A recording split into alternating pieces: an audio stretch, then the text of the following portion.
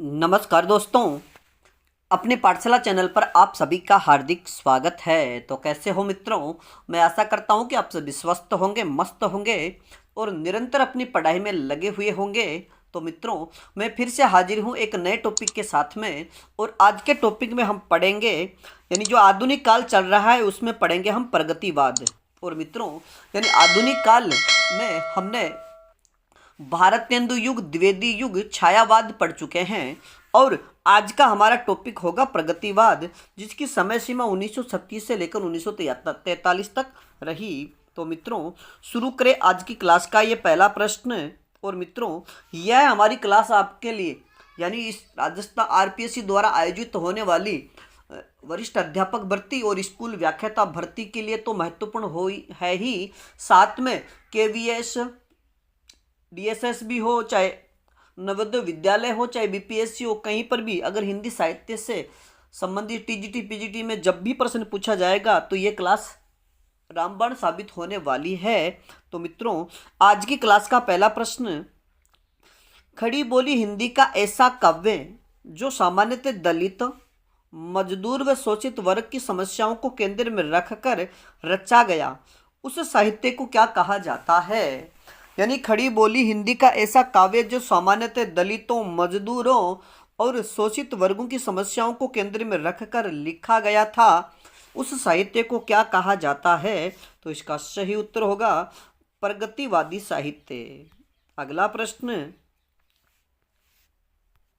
1935 ईस्वी में फ्रांस की राजधानी पेरिस में प्रगतिशील लेखकों का एक संघ किसने बनाया था? यानी 1935 ईस्वी में फ्रांस की राजधानी पेरिस में प्रगतिशील लेखकों का एक संघ किसने बनाया था? तो इसका सही उत्तर होगा हेनरी बारबूज ने। मित्रों, याद रखिएगा कि अंतर्राष्ट्रीय स्तर पर सर्वप्रथम प्रगतिशील लेखकों का एक संघ बना था और जो फ्रांस की राजधानी पेरिस में 1935 में बनाया गया था, और उसे बनाने वाले हेनरी बारबूज थे। अगला प्रश्न, पेरिस में, यानी फ्रांस की राजधानी पेरिस में प्रगतिशील लेखक संघ, जिसे प्रोग्रेसिव राइटर्स एसोसिएशन के नाम से जाना जाता है, की स्थापना किसके द्वारा की गई? यानी पेरिस में प्रगतिशील लेखक संघ की स्थापना किसने की थी? तो इसका सही उत्तर होगा ईएम फार्स्टर ने। मित्रों, यानी अंतर्राष्ट्रीय स्तर पर सर्वप्रथम प्रगतिशील लेखक संघ की स्थापना करने वाले ईएम फास्टर थे। अगला प्रश्न, 1935 ईस्वी में लंदन में भारतीय प्रगतिशील लेखक संघ नामक संस्था की स्थापना किसने की थी? यानी 1935 में ही लंदन में भारतीय प्रगतिशील लेखक संघ नामक संस्था की स्थापना किसके द्वारा की गई? तो इसका सही उत्तर होगा डॉक्टर सजाद जहीर, मुल्कराज आनंद एवं भवानी भट्टाचार्य ने। मित्रों, यानी भारतीय लेखकों का एक संघ बना था सर्वप्रथम, और वह संघ बना था 1935 में। और ये जो पेरिस वाला जो प्रगतिशील लेखकों का संघ था, उसी से ये प्रभावित था, लेकिन ये भारत में न बनाया जाकर के ये लंदन में बनाया गया था। और इसे बनाने वाले डॉक्टर सजाद जहीर, मुल्कराज आनंद व भवानी भट्टाचार्य थे। अब बात करें अगले प्रश्न की, भारत में भारतीय प्रगतिशील लेखक संघ की स्थापना किसकी अध्यक्षता में की गई? मित्रों, भारतीय लेखकों की पहली जो प्रगतिशील लेखक संघ बना, ये लंदन में बना। लेकिन भारत में अगर हम बात करेंगे कि भारत में भारतीय प्रगतिशील लेखक संघ की स्थापना किसकी अध्यक्षता में, वह कब की गई? तो इसका सही उत्तर होगा 1936 ईस्वी में लखनऊ में मुंशी प्रेमचंद की अध्यक्षता में भारतीय प्रगतिशील लेखक संघ की स्थापना की गई। मित्रों, हम भारत की बात करें तो भारत में ये 1936 में भारतीय प्रगतिशील लेखक संघ की स्थापना की गई। कहाँ पर की गई? तो ये लखनऊ में की गई। और लखनऊ में किसकी अध्यक्षता में? तो मुंशी प्रेमचंद की, यानी प्रथम अध्यक्ष मुंशी प्रेमचंद ही थे। अब बात करें अगले प्रश्न की। और मित्रों, जो भारतीय प्रगतिशील लेखक संघ बना 1936 में लखनऊ में, उस समय मुंशी प्रेमचंद के द्वारा जो बातें कही गई, अब हम उनकी चर्चा करने वाले हैं। तो सर्वप्रथम मुंशी प्रेमचंद ने कहा कि साहित्यकार देशभक्ति और राजनीति के पीछे चलने वाली सच्चाई नहीं है, बल्कि उनके आगे मशाल दिखाती हुई चलने वाली सच्चाई है। यह कथन किसका है? तो इसका सही उत्तर होगा मुंशी प्रेमचंद। मित्रों, मुंशी प्रेमचंद ने कहा कि साहित्यकार देशभक्ति और राजनीति के पीछे चलने वाली सच्चाई नहीं, बल्कि ये उनके आगे मशाल के रूप में चलने वाली सच्चाई है। यह कथन मुंशी प्रेमचंद का है। अगला प्रश्न, साहित्य केवल मनोरंजन की वस्तु नहीं, उसका लक्ष्य समाज हित होना चाहिए। साहित्य केवल मनोरंजन की ही वस्तु नहीं, उसका लक्ष्य समाज हित होना चाहिए। यह कथन किसका है? तो इसका सही उत्तर होगा मुंशी प्रेमचंद का। अगला प्रश्न, मार्च 1937 ईस्वी के विशाल भारत में प्रगतिशील साहित्य की आवश्यकता लेख किसने लिखा था? मित्रों, बहुत ही शानदार प्रश्न कि मार्च 1937 ईस्वी का जो विशाल भारत पत्रिका में भारत में प्रगतिशील साहित्य की आवश्यकता, यह लेख किसने लिखा था? तो इसका सही उत्तर होगा शिवदान सिंह चौहान ने। यानी 1937 में विशाल भारत जो पत्रिका थी, समाचार पत्रिका थी, उसमें एक लेख लिखा गया था, भारत में प्रगतिशील साहित्य की आवश्यकता। और ये लेख किसने लिखा था? तो शिवदान सिंह चौहान ने। अब बात करें आज के अगले प्रश्न की। प्रगतिवादी विचारधारा किससे संबंधित है? यानी जो प्रगति, मित्रों ये प्रति हो गया है तो आप प्रगति समझिएगा कि प्रगतिवादी विचारधारा किससे संबंधित थी? तो इसका सही उत्तर होगा मार्क्स की, यानी कार्ल मार्क्स की साम्यवादी विचारधारा से। यानी जो प्रगतिवादी विचारधारा है ये कार्ल मार्क्स की जो साम्यवादी विचारधारा है उससे संबंधित थी। और मित्रों, यानी कार्ल मार्क्स भी एक ऐसे व्यक्ति थे जिन्होंने दलितों के उद्धार के लिए संघर्ष किया। और उन्होंने उनका एक नारा था कि दुनिया के मजदूर एक हो जाओ। तो ये हमारी जो प्रगतिशील विचारधारा है ये कार्ल मार्क्स की साम्यवादी विचारधारा से प्रभावित थी। अब बात करें अगले प्रश्न की। 1938 ईस्वी में रूपाब पत्रिका में प्रगतिशील एक अवधारणा निबंध किसने लिखा था? यानी 1938 में और जो रूपाब पत्रिका निकलती थी उसमें प्रगतिशील एक अवधारणा नामक निबंध किसने लिखा था? तो इसका सही उत्तर होगा सुमित्रा नंदन पंत ने।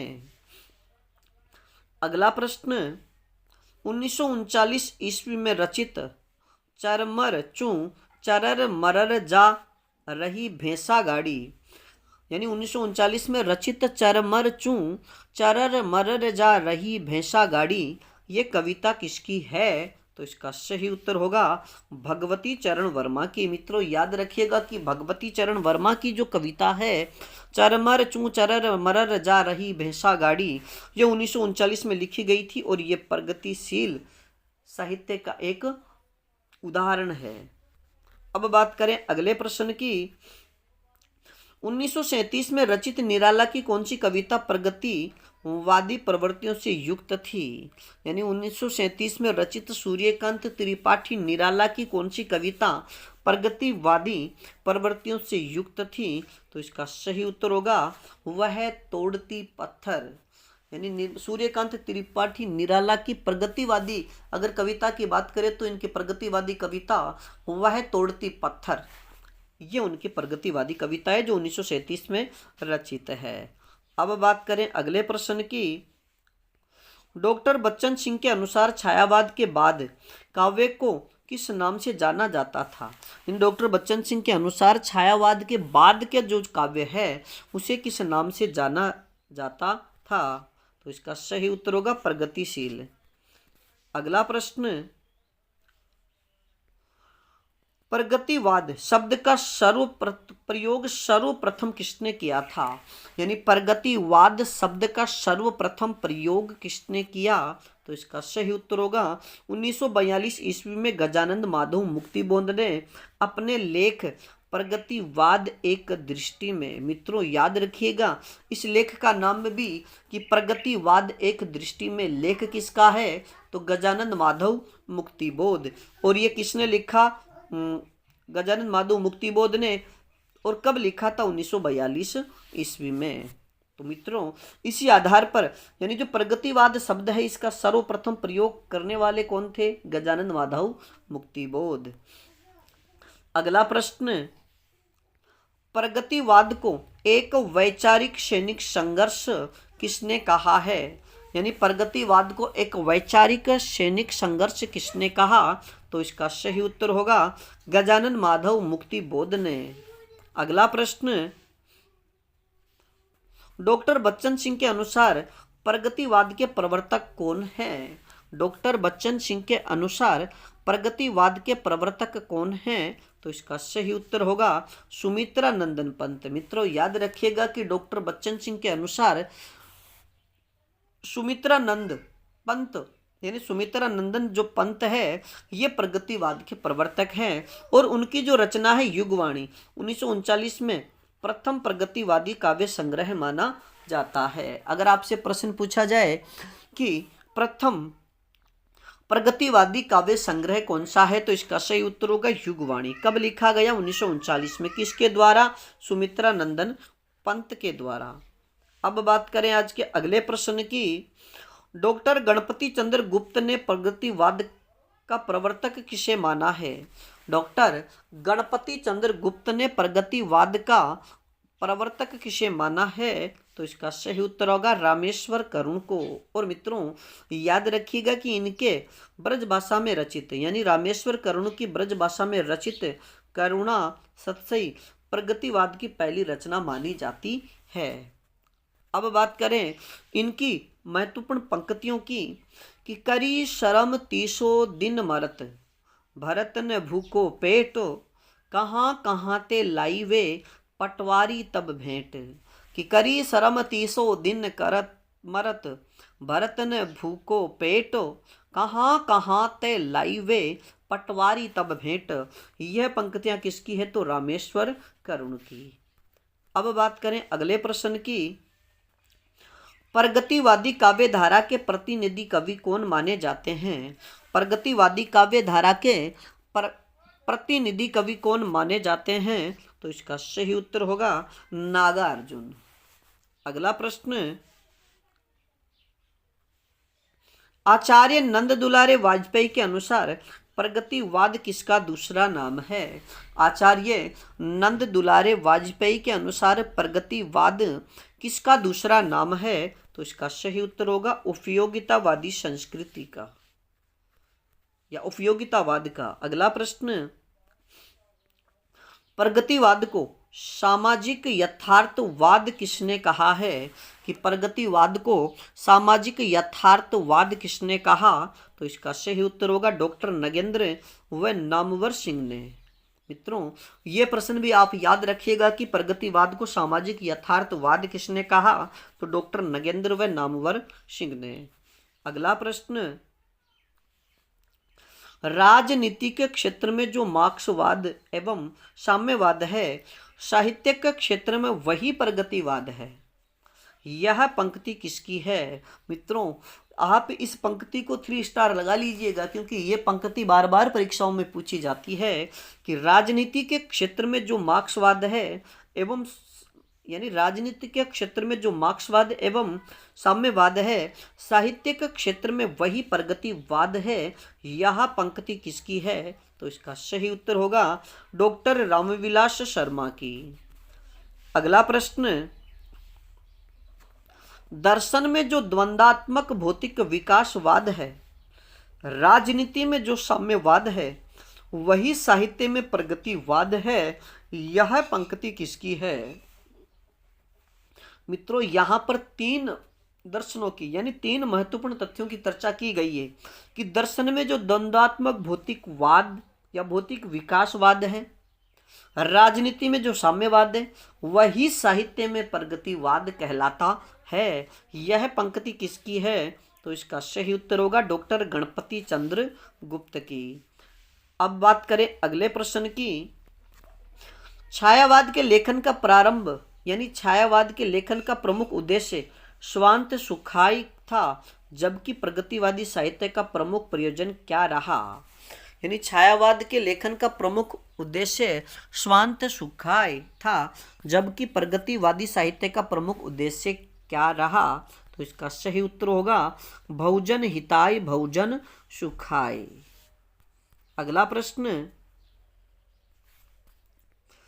जहां न, ये ने नहीं ये न है, जहां न भरता पेट देश व कैसा भी हो महानरक है, यह पंक्ति किसकी है?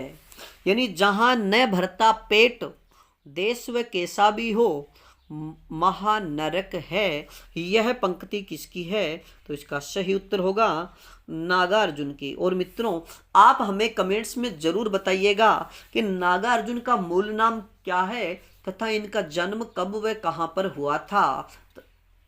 अब बात करें आज के अगले प्रश्न की।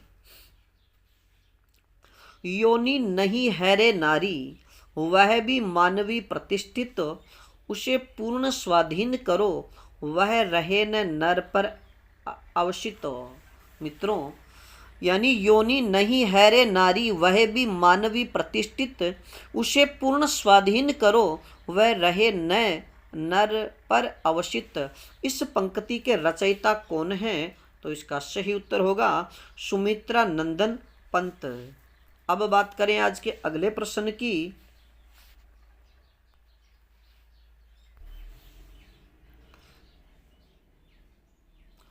कई दिनों तक चूल्हा रोया, चक्की रही उदास, कि कई दिनों तक चूल्हा रोया, चक्की रही उदास, कई दिनों तक कानी कुतिया, सोई उसके पास, यह पंक्ति किसकी है? तो इसका सही उत्तर होगा नागार्जुन की।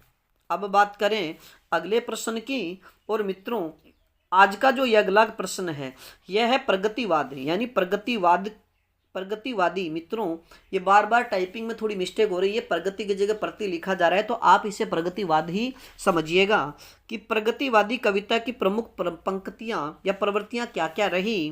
तो मित्रों, सर्वप्रथम हम बात करें प्रवृत्ति की तो मार्क्सवाद में आस्था, यानी प्रगतिवादी साहित्य की प्रमुख प्रवृत्ति है मार्क्सवाद में आस्था। दूसरी प्रवृत्ति की बात करें तो धर्म और ईश्वर के प्रति अनास्था, यानी इनकी जो प्रगतिवादी साहित्य की जो दूसरी प्रवृत्ति है वह धर्म व ईश्वर के प्रति अनास्था रही। और तीसरी प्रवृत्ति की बात करें तो सामाजिक व्यवस्था के प्रति असंतोष। और मित्रों, अगली प्रवृत्ति की बात करें तो सामाजिक यथार्थ का चित्रण, यानी प्रगतिवादी साहित्य की सबसे महत्वपूर्ण प्रवृत्ति रही कि सामाजिक यथार्थ, यानी समाज में उस समय जो था उसका वास्तविक और जो सत्य पर जितना उस लोगों के सामने था, जितना लेखकों के सामने सच था, उसको लोगों के सामने प्रकट करना। अगली बात करें तो साम्यवादी व्यवस्था का यशोगान। और मित्रों, अगली प्रवृत्ति की बात करें तो विश्व बंधुत्व का भाव, यानी प्रगतिवादी साहित्य की यह भी एक बहुत ही महत्वपूर्ण प्रवृत्ति है कि प्रगतिवादी साहित्य में विश्व बंधुत्व की भावना को बहुत ही महत्व दिया गया। और अब बात करें अगली प्रवृत्ति की, शोषित वर्ग के प्रति सहानुभूति एवं क्रांति का आह्वान। अगली प्रवृत्ति की बात करें तो नव निर्माण की उत्कट लालसा और कला के प्रति नवीन दृष्टिकोणों को अपनाना। और मित्रों, ये प्रगतिवादी साहित्य की अब अंतिम प्रवृत्ति की बात करें तो नारी के मानवीय रूप की प्रतिष्ठा। तो मित्रों, आज के लिए इतना ही, बाकी फिर मिलेंगे एक नए टॉपिक के साथ में। तब तक आप अपने अध्ययन में जुटे रहिएगा। और इस श्रृंखला में अगर किसी प्रकार की त्रुटि हो तो आप हमें कमेंट्स में जरूर बताइएगा। और अपनी पाठशाला बाय बीएन सर चैनल पर नए हो तो हमारे चैनल को लाइक, सब्सक्राइब और अपने मित्रों तक शेयर जरूर कीजिएगा। धन्यवाद।